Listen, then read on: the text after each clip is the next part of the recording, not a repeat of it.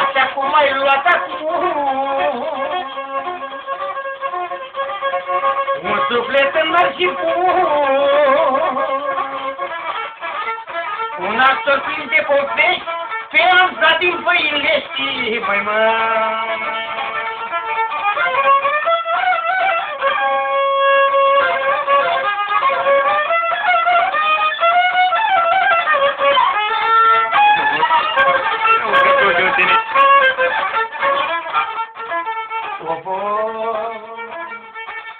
Muncește omul cât poate să aibă în viață de toate.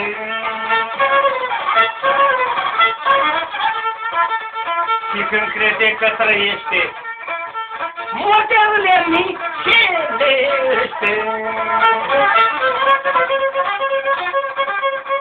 Așa se trece omul, se usucă ca și pomul. Îl vezi tânăr și frumos, dar nu trăiesc corpulos, măi mă.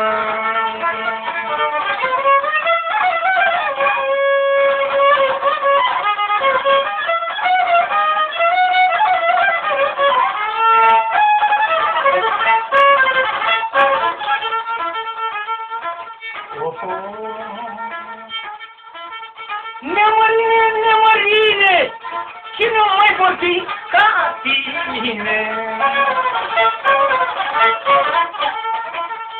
Și în zile de sărbători, și nu mai spune urări, mă.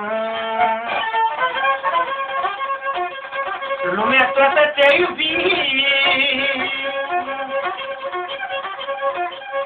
dacă floarea ai chirit, te-ai vidat lumea de toate, sănătate nu se poate, măi mă. Te-ai plecat pe un drum de piatră, că nu te întorci niciodată.